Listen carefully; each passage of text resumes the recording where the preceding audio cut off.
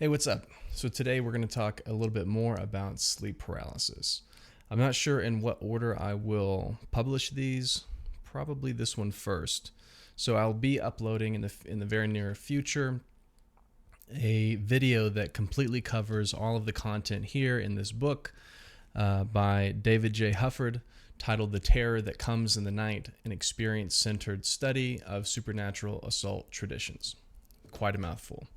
But we went through that entire book in depth. As you can see, I have like completely riddled this whole book with sticky notes and summaries with a new kind of knowledge acquisition synthesis process that I have been applying to almost all of the books that I've been reading lately, and it has been great for knowledge retention and recollection.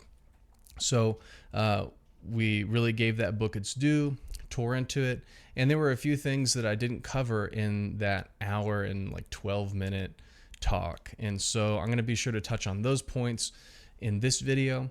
And I'm also going to primarily share with you my personal firsthand experiences with sleep paralysis, or as David J. Hufford calls it, the Old Hag.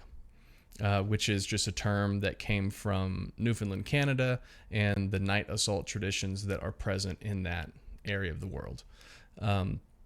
So, what is sleep paralysis? For people who don't know and haven't watched that other video, it is a situation in which a person goes to sleep or they wake up from sleep and they are in the state of sleep paralysis. They are suffering the hag.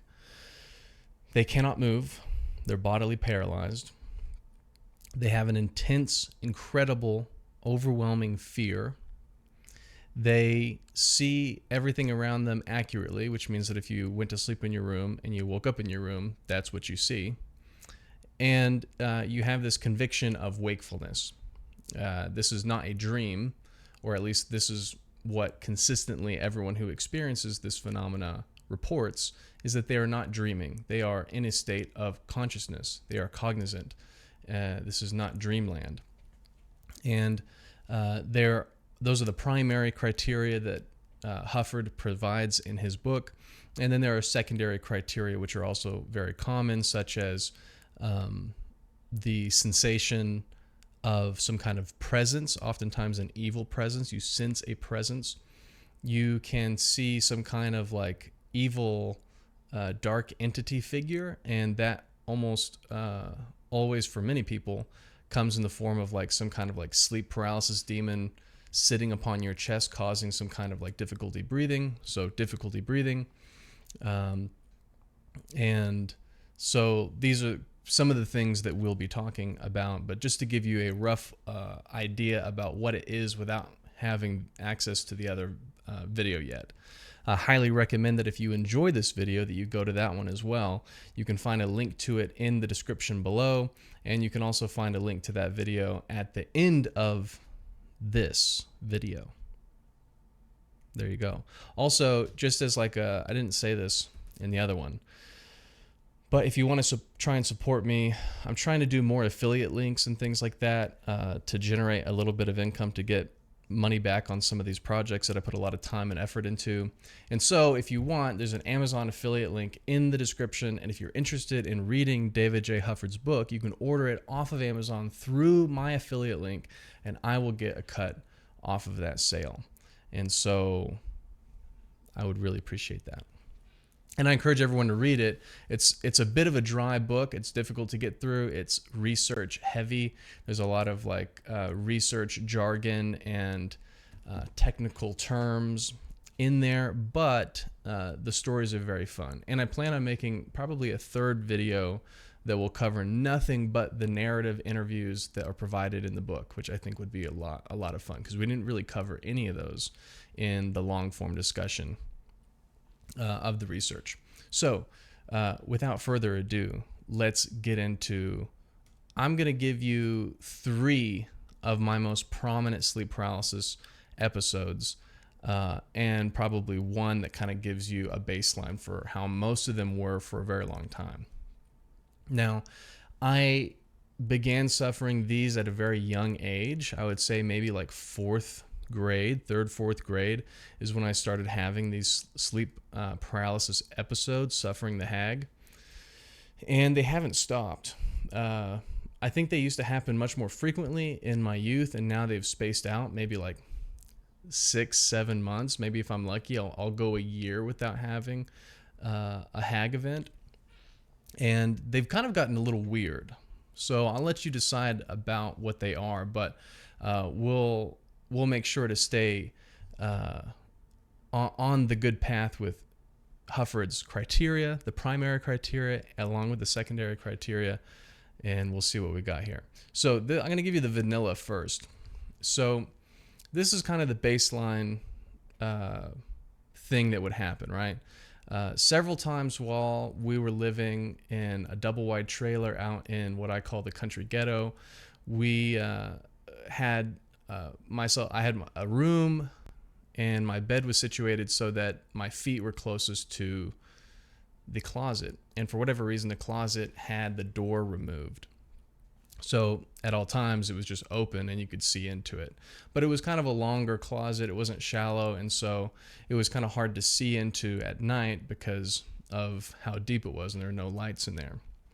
And so usually what would happen is, as I described, I would either wake up, or it would happen upon going to sleep, and I would find myself in this sleep paralysis episode where I'm terribly struck with fear. For me personally, it's always been the fear convincing me that I'm too scared to move. I'm so scared I can't physically move my body. And that kind of pairs up with, where does the fear come from? At first, it's nowhere. I can't decide. And then later, it becomes this sensation, this sensing a presence, a dark and evil, ominous presence that is kind of imposing its being on me somehow. And so in this instance, I would be laying in bed. I'd wake up. I cannot move. My eyes can look around the room and see everything just as it is, but I can't move. And then the fear will take me over, and I'll be convinced that I'm awake. So I meet all the primary criteria, and then the secondary criteria comes in whenever I perceive that there's something inside of the closet. And mind you, I'm laying on my back, as often happens, right? It's another secondary criteria, supine sleeping. And I can't see anything in the closet just yet, but I know that it's there. And not only that, but I know that whatever is in the closet is looking directly at me, is totally conscious of me, and is thinking about nothing but me. And that is terrifying, right? So feelings that I'm going to die or be killed are coming on. I'm panicking. I'm becoming frantic in my own mind. But again, I can't move. I'm completely paralyzed. This goes on for a very long time, which is a trend with almost all of my sleep paralysis episodes. Often people report very short periods of time for their experiences. Mine were like feeling like they were multi-hour tortures. They were really long and drawn out. And so I perceived this being in the closet for a very long time. After this perceptibly long amount of time passed, eventually the dark entity, whatever it was, the sleep paralysis demon, would very slowly come out of the closet, making itself seen to me.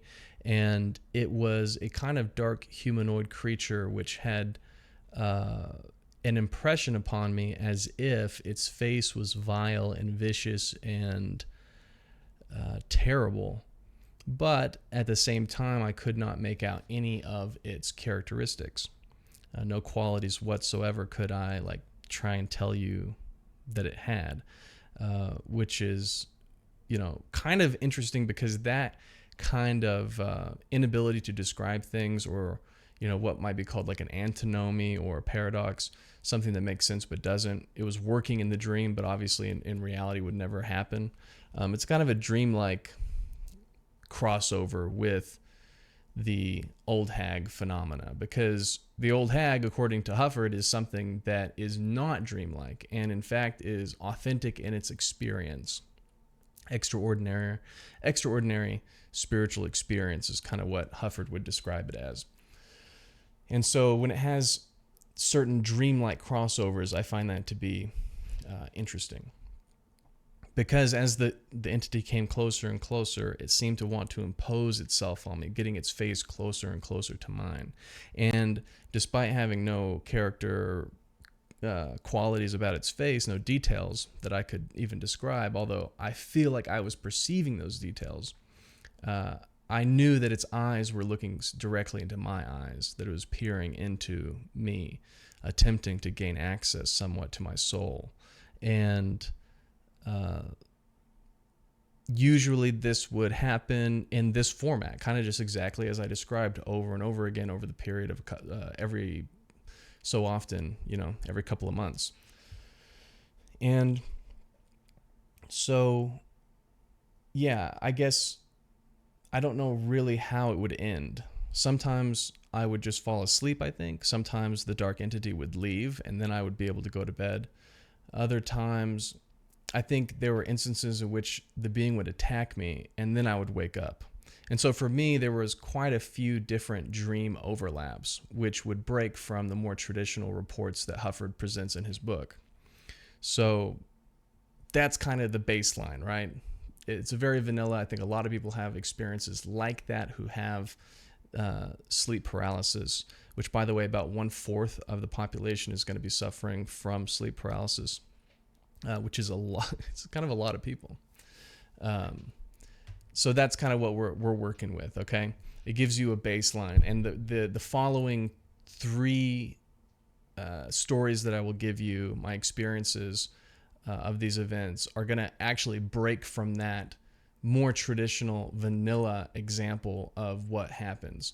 And interestingly enough, this very first story is, as far as I can remember, the earliest sleep paralysis episode that I have had. And it's a little bizarre.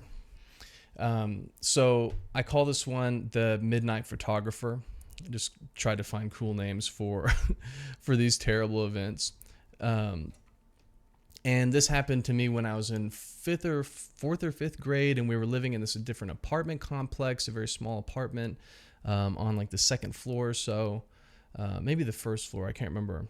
And I had my own room, and I had gone to sleep before a school night or something, and very odd, I was sleeping on my side, which usually these kinds of things don't happen to people who aren't sleeping on their back. That's the most common way to experience sleep paralysis, is on the back. And I was sleeping on my side facing the wall. And somehow I wake up and I'm filled with terror immediately without even knowing anything, which is a sure sign that this is a sleep paralysis episode. It's a very common report. And then I hear this, I try to move, but I can't move. And again, it's the fear. The fear, I'm convinced that the fear is so great that I'm too cowardly to move my body. And then I begin hearing the noises of some kind of camera flash, a shutter noise of a camera. And I even begin to perceive the flash of the camera. But I think, thinking back now, I really could only perceive the flash if my eyes were closed. Maybe that's not true, but either way, what I thought was happening was that someone had come into my room, snuck in, and then began taking photos of me with some kind of like camera that made audible noise, and had a very large flash. This went on for a very long time. This is probably the longest sleep paralysis episode that I had ever suffered. And now let me make a point about duration of these events. We can really only make claims about the duration of a sleep paralysis / Old Hag event according to what the person perceives it as, because we're kind of in this limbo realm in between this conviction of wakefulness and the possibility of these dreamlike qualities occurring, where our perceptions of reality are accurate in the way that we visually perceive things, but there may be some kind of perception of time which is warped and distorted in a significant way. And so I perceived this happening like really long time, and maybe it wasn't that long, Who knows? It could have just been like, 5 seconds in reality, and I perceived it as 8 hours. But this lasted until the dawn, till the sun rose. And then the camera stopped, and I just got up, was able to move again, and it was daytime. In my perception, I didn't sleep at all. So that was one of the more interesting, unsettling, and odd sleep paralysis experiences that I ever had. But I never had anything like that happen again. And we'll move on to the next one. Which one do I want to do next? Willpower and breaking the paralysis. Okay, yeah, we'll do this one first because it's a little shorter. So this one's the willpower and the breaking of the paralysis. This is an interesting one because it's the most recent one that I ever had here at the home that we're in. We live in a home that we were graciously able to inherit from my grandfather after the passing of my grandmother. And we have, very large space to live here.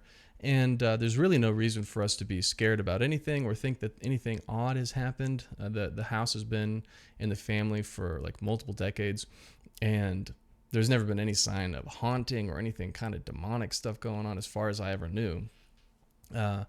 Even still, I had a sleep paralysis event, and it began just like the vanilla regular ones. But as it went on, for some reason, I had this. We'll just start from the beginning. I wake up. I'm in terror, terrible fright. I cannot move. I perceive my environment accurately, and I'm convicted of wakefulness. And I immediately have a sense of some kind of evil presence. So I can sense the sleep paralysis demon in the room. Not only that, but I know, even though I'm sleeping on my back and can only see the ceiling for some reason, that the sleep paralysis demon is located in my closet. Kind of maybe a recurring theme there. All the boogie monsters hide in the closet and under the bed, right? And so I had this odd urge to try and fight via my willpower, viciously, with all of my might, all of my courage, everything that I could do to muster the mental diligence and willpower to move and get up and to look at the sleep paralysis demon. And this was what felt like a mental Herculean feat of strength and mental fortitude, because I've never been able to just will myself to move in a sleep paralysis event. Mind you, there are plenty of reports which state clearly that people can, if they just decide to start wiggling their pinky toe or whatever, that they can eventually, they'll be able to move one small appendage, one small phalange, and then that will break them out of the whole event and terminate the paralysis. So I did it. I got up. I finally managed to kind of halfway move my torso up where I was sitting up, and I could see into the closet, which was directly across from me. And I see the head of a sleep paralysis demon peeking out of my closet door, which was slightly ajar. And we lock eyes. I know it, even though, again, this dark entity has no definite qualities or characteristics which I can say for certain. I knew it was looking at me, and I challenged it with, I don't even know, just mentally challenged it. I can't even say what was even happening, but it didn't like that. And it ran from my closet through our bedroom a short distance and out of the bedroom door, which, by the way, we really very rarely, if ever, leave our bedroom door open. We always close it for fire safety and to keep, some of the lights are on in the other parts of the house. We don't want it leaking into our bedroom, so we get good night's sleep. And yet the door was open, and it ran through. And then almost immediately I was able to move my entire body. I got up and ran after it to try and, chase it. I don't know. This is a crazy thing. I don't know what really came over me to do all this, to chase a sleep paralysis demon. That's kind of insane. And, of course, when I got into the kitchen / dining room, there was absolutely nothing to see. There was no one there. But I still went through, the motions to search and clear the entire house to make sure there were no boogeymen anywhere. There were no signs of any entry or exit of any kind. Nothing was out of place. And so I just decided to go back to sleep. It's an interesting little event there. And nothing has happened since. And it's been many months. So, Lord willing, that will not happen again. I would really prefer to not ever have these experiences ever again, because they are terrible. So if you have had them, you understand that these are really not desirable experiences. And if you have not had them, you can't even imagine how terrible a sleep paralysis event is. I mean, it's really, really bad. Okay, I have shared the third story for you here. Okay. And then we will get to the other points that I will make, which will help make sense of some of the other things that are in the longer video. So this one I call the Great Multitude of Shoulder Scrapers.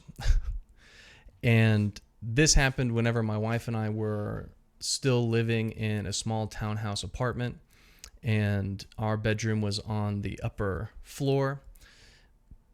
I don't believe that we had our child yet. And it was basically on the campus of the university that we were both attending at that time.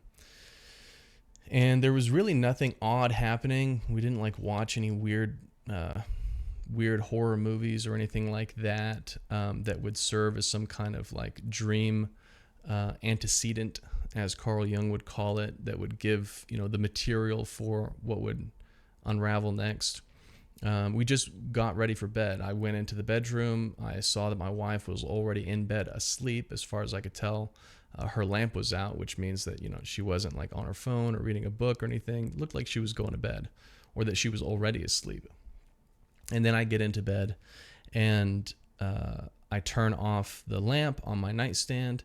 And then as soon as my head hits the pillow, I'm, boom, immediately in the dream paralysis, in the sleep paralysis event. I'm being hagged instantaneously. It's like the movies, whenever things go they shift super hard and they're suddenly in a completely different world. That's exactly what it was like, because in an instant, the entire room, although I had already turned the lamp off and it was pretty much dark, it became even darker, which is hard to describe. Another kind of dreamlike quality that overlaps with this extraordinary spiritual experience. And it was like a dark fog was in the room that you couldn't see through. And yet I could see all the same, which is interesting. I was struck with terrible fear. I could not move. I perceived my environment accurately, and I was convicted of my own wakefulness. And the secondary criteria, which is not the only secondary criteria, but the one that matters here, I perceived a presence, in this case, evil presence, and the sleep paralysis demon I perceived to be outside of the room. And, it's happening. I don't know what to do about it. And then they start coming in. They, as in a great multitude of sleep paralysis demons. Nothing like this has ever happened. Usually it's only one entity, one dark entity. And they were these long, slender creatures who were very thin and lanky and sharp looking almost, but still totally void of all characteristics. I can't even describe them to you. Same as all the other ones, except different in the kind of presentation of their form. They're much longer and taller. And they all come funneling into my room. And despite this being, a physical impossibility, my perception was that there was essentially an infinite number of them filling my room, milling about one another and at the foot of my bed. And they were so tall that they had to hunch over very sharply in order to even fit in the room. And as they milled about, they scraped their shoulder blades on the ceiling, walking back and forth from one another, seemingly not interested in me at all. This was really distressing, as you I'm sure you can imagine. But by this point, I have had a lot of experience with chronic nightmares, a lot of experience by this point with sleep paralysis or hag episodes. And so I have put a lot of thought into it, and I kind of just decided to exercise some kind of like mental volition. I decided that I can't do anything to get out of the situation right now. I am beholden to my circumstance at the moment, and all I can do is relax. And I had this thought as well, which was that these dark entities wanted my fear for whatever reason. They wanted to feast upon my fear for their own sustenance and satisfaction. And so I decided to kind of, redouble my courage and simultaneously relax my body and my mind and everything and just endure it and ride it out. As soon as I made this deliberation in my mind, it seemed, the dark entities immediately perceived this kind of decision on my part and they all looked at me. And then they slowly started creeping toward me and started imposing their faces and their bodies on me, trying to, intimidate me. And I attempted to intimidate them back, you can't do anything, you can't move at all. So, but just with my mind, match them with their own attitude, with their own, stubbornness. And that seemed to upset them quite a bit. And it lasted a long time where we were kind of doing this face-off, this stare-off. And then they finally all left the room, and I was able to fall asleep. Now, that was a really, really unusual version of sleep paralysis, which I've not heard any reports in the Hufford book similar to that. I have talked to many people who have had these events occur to them, which, by the way, if you have ever had sleep paralysis events, I'd love to hear your stories about them and how old you were when it happened and how long they've been happening to you. I've not heard of anybody say anything like that, and it really kind of disturbed me. And so I decided I wanted to conduct a little bit of a small experiment, or investigation rather.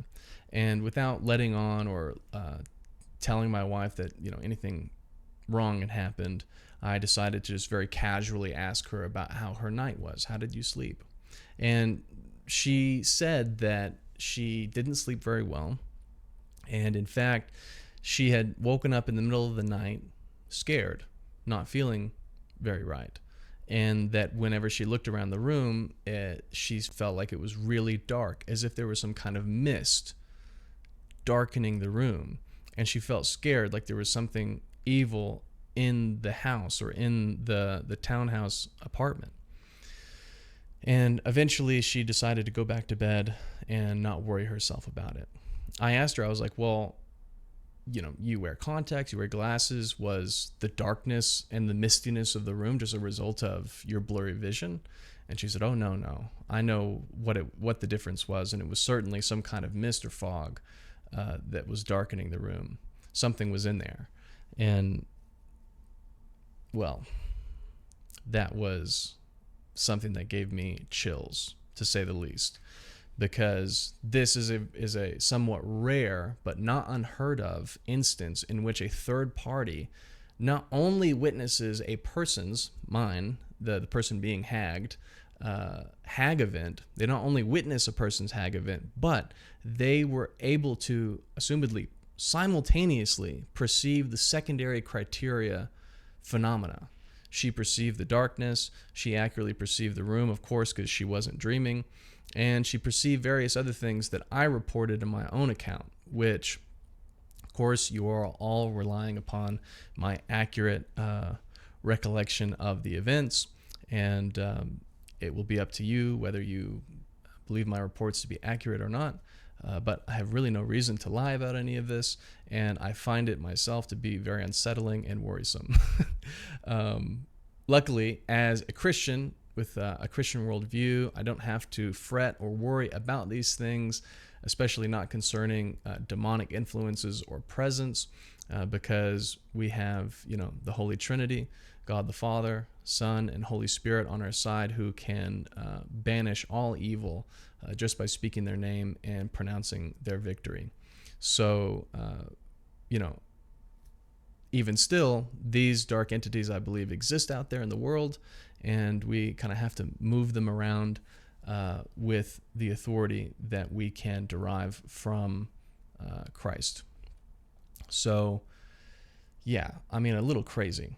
So those are like the most notable stories that I have to share about these sleep paralysis events. There are many more, but a lot of them just kind of fall into some of the same basic categories.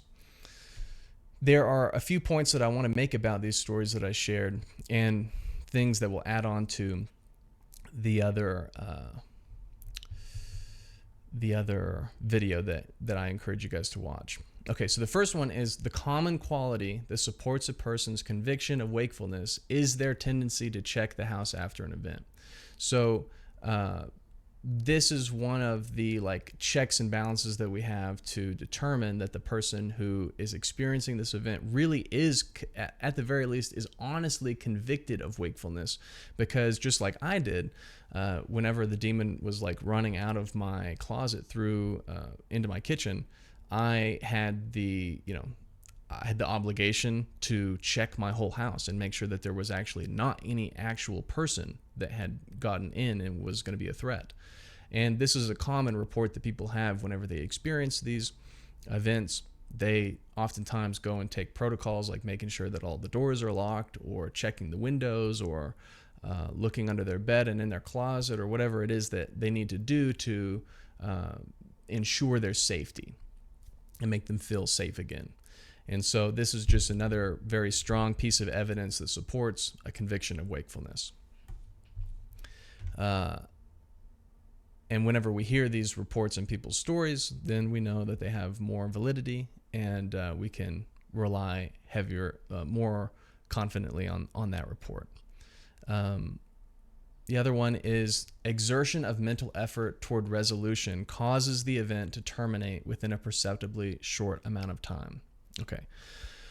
So I described to you in two different instances in which whenever I decided to mentally combat or confront these dark entities with just mental willpower, I was able to escape the paralysis within a perceptibly short amount of time. Because remember, we can only measure these events in the perceived passage of time of the person being hagged.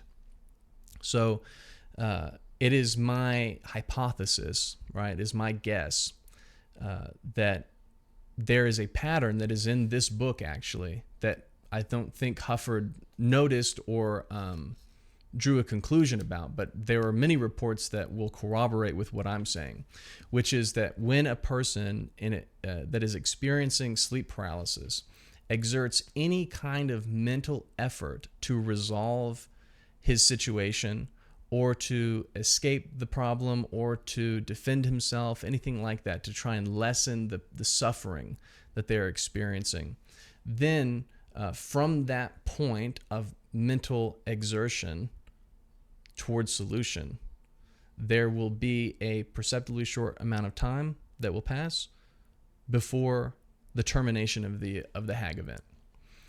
So I think that is, if we had to guess, I'd love to hear what you guys think about that. If your experiences fall in line with that theory, that if we wanted a more reliable way to try and get out of these, even better than trying to wiggle your fingers or toes, which for a lot of people works very reliably, just exert a great mental effort and to resolve and pick some kind of solution.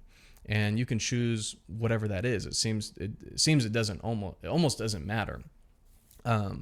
There are many instances in which people decide to try and pray the rosary, pray the Jesus prayer, to pray the Lord's Prayer, whatever it is that they decide through their Christian lens and worldview to try and defend themselves from the demons. It will inevitably resolve the problem, and I find that very, very fascinating. And I would wonder what Dr. Hufford would have to say about all that. My third and final point that I think I should have added is that there is an accuracy of recollection over long periods of time of these events. So it was Hufford's claim in the book that people who experienced these events were capable of accurately recollecting the event in great detail over, decades, periods of time, 10, 20, 30 years. These people could recollect accurately the event that happened to them. So something about these, they're pretty traumatic events that are getting imprinted upon the person's memory, and they can recollect them with high accuracy. And that is what brings us to the final portion of this video, which I will be honest with you, I am quite embarrassed about, because 10 years ago, I was almost 15, I guess 16, something like that, and I was making tons of vlogs. And so in my 33rd vlog, I made a vlog that was titled Sleep Paralysis Vlog. So I have obviously, been experiencing these for a long time, but not only that, but I've been interested in the subject itself. And so we're going to test this out. We're going to see, because I haven't watched this video before I made this one. It was tempting, but I didn't. We're going to see in this 7-minute video how accurate my report is on some of these stories. I'm assuming that the stories that I chose today will probably be the ones that I chose to tell 10 years ago. Some of them haven't obviously happened. They've happened in less than 10 years, right? So we'll see how this goes. When we wake up, if you wake up, you will occasionally have this thing called sleep paralysis. And what causes this is your mind awakes, and so now you're cognate, but the thing is your brain releases this chemical that paralyzes your body so that you don't act out all of your dreams and like do really crazy stuff or things you might be embarrassed about. Who knows? I don't know what you dream. But so now you're paralyzed. So your body's paralyzed, but your mind is awake. So you open your eyes and you do whatever. But most times what's related to sleep paralysis is like really terrifying hallucinations. So like you'll wake up and you'll like see like someone standing in your room or something like that. And you can't do anything about it because your body's paralyzed. You can't move. Well, when I heard about this, I realized that I'm extremely prone to this type of thing. I remember back, and like happens all the time in my younger childhood, had nightmares all the time. I still have nightmares all the time. And I still occasionally have sleep paralysis. And it is also accompanied by very terrifying hallucinations. The last one I can remember is I was like sleeping in my bed, and like the way that I sleep in my bed, I'm like okay, so I'm laying down, and right behind my head, like a few steps, is a walk-in closet. And when like the lights are off and everything, it's still, there's still an aura. You can like, once your eyes are adjusted, you can kind of see a little bit better. But you can like see into this closet a little bit, just far enough. And it's like the scary movies when you just can't like it goes off into darkness, and you can't see anything past a point. So like there's that closet, and I'll wake up, and and imagine this, I'm cognate now, but paralyzed, and I don't realize this. I just woke up in the middle of the night, whatever, not moving, just try and go back to sleep, and I hear like noises, like a rustling in my closet, and they're like only sounds that a human could make. No, an animal couldn't have made these noises. Like someone's like doing things, you can hear them breathing. It's just like, and it's like, oh my gosh. And fear strikes me, and like in my head I'm thinking, well, maybe it's just me, maybe I'm just the one that's scared, and I can't, like, I'm making the choice not to move. It's not, I never thought of it as maybe a sleep paralysis that was causing me to like be paralyzed chemically. I always thought it was like I was so scared I couldn't move, and like always like maybe like maybe it's just in my head, but it felt like so long. So like hours would go by me listening to this on and off sound of like someone in my closet, and mind you, I can't see it. So like, but occasionally, like after maybe an hour or however long it was, I'll like muster up the courage to like move my head just enough to where I can like see what's in there, and sure enough, I'll see someone standing in my closet looking at me, and it's just the most terrifying thing ever. And it's a reoccurring thing. I don't know what the deal with it is, but it is a reoccurring thing. Occasionally it's actually in nightmare form, which means that it's less of a hallucination, and hallucinations really, they're not that interactive. They kind of just are there, kind of like images that are in there, for me at least. But in like night tremors, like the guy will like run after me through the closet and like get me or something, and I'll wake up at that point, sweating or whatever. And then another one that's a little bit farther back when I lived over in apartments, in an apartment complex.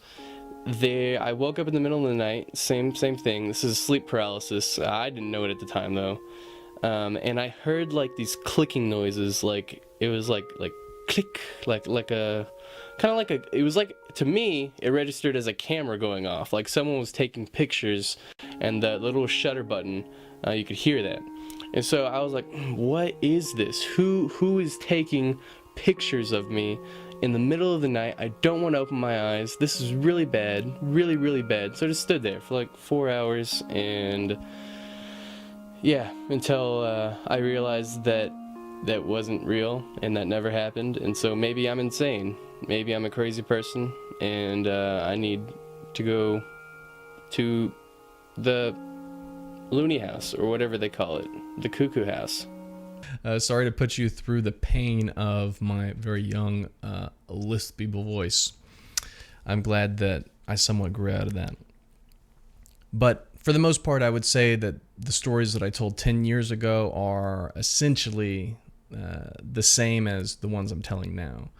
I noticed that there was kind of an emphasis when I was younger on, again, the courage that it took to try. I perceive it and conceptualize it as being like a mustering of courage in order to move my head to see the sleep paralysis demon. It's interesting to see that was a tendency, like a natural instinctive move on my part to do that kind of thing, even in some of the earliest episodes of my sleep paralyses. And I also find it interesting too that, thinking back on it now, and this is also a theme that I think runs through a lot of my nightmares as well, which is that there's a perception of noises and rustling that are occurring either in the closets, under the bed, downstairs in the kitchen, whatever, that are noises that only a human can make. And that in part is what strikes the fear in me and then leads to the paralysis. But as you remember, I described here and earlier that when I wake up, I'm in the event, which is in line with almost all sleep paralysis events. But perceptually, when you are experiencing these things for the first time, you just assume that it was the fear from hearing the monster or seeing the monster or perceiving the monster that paralyzes you with fear. And you weren't just paralyzed to begin with. But as you have more and more experiences, you kind of come to know like the operations of things a little better. And it's also important to remember too that Hufford in his book documents the trend that as people experience these events more and more, that their reports of fear will decrease gradually, along with the increase of frequency or the continued occurrence of these events. So you get used to it in some way, but never totally. Certainly never totally. I think that Hufford continues to experience these things even into his, more advanced age, and he's still not used to it. I don't think anybody really can be. So, yeah, I think that pretty much wraps it up for today. If you really like this video, be sure to check out the much longer lecture that I give on The Terror That Comes in the Night book by David J. Hufford. And look forward as well to a video that I'll do on all of the interviews and narratives that come from his book, because I think they're absolutely fascinating. One thing that I'll leave you with before we go is that the stigma that surrounds sleep paralysis events, as my decade younger self described, he felt that he was crazy and needed to go to the loony bin. This is not the case. There is absolutely no medical evidence whatsoever that there are any mental illnesses such as psychopathy, schizophrenia, anything like that, associated with sleep paralysis events. There's none. In addition to that, it is important to remember the differences between hallucination and the extraordinary spiritual experience that is the hag, the old hag, sleep paralysis. And that is because I think that there is a better term for this. Professor Carl Ruck in New Mexico, who I believe has a book on the Greek Eleusinian psychotropic drug rites and everything like that. Like these Greeks, the Eleusinians are doing some kind of psychotropic elixir, and they all have the same experience, the psychedelic experience. Now, the tendency for a lot of people when discussing those issues is to resort to the word hallucination. But the problem with that term is that when we say hallucination, then we're implying that what we're seeing is not true or not real, not authentic. But as we have described here, and I talk about in the longer video, these experiences are real, but not in the way that everyone thinks of as materially manifested or whatever. If you're having a nightmare, you are having a nightmare and you're responsible for yourself in that nightmare, right? You can wake up and your parents can tell you that it's not real, but you still have to deal with the pain, the suffering, the fear that result from that, and then the psychological condition that results afterward, or maybe your lack of sleep or whatever. So there's a manner in which these things are real, and that's why I prefer Professor Carl Ruck's term entheogen, which is referring to a kind of a psychological experience or event which does not necessarily align with our material realism or material existence, but rather acknowledges that the psychological experiences that we have, whether it's psychedelic or old hag, are real. And the evidence in part for that is the impression that that experience leaves on the individual. They're sometimes changed significantly, either their attitudes, their endurance of fear, whatever it may be. There's some kind of impression that's left on them. And so I would encourage you that if you're interested in things like that, go read Carl Ruck's book. It might be one that in the future I'd love to deep dive into and do one of these videos on. But anyway, thank you guys so much for listening, and I'll see you guys later. Bye-bye.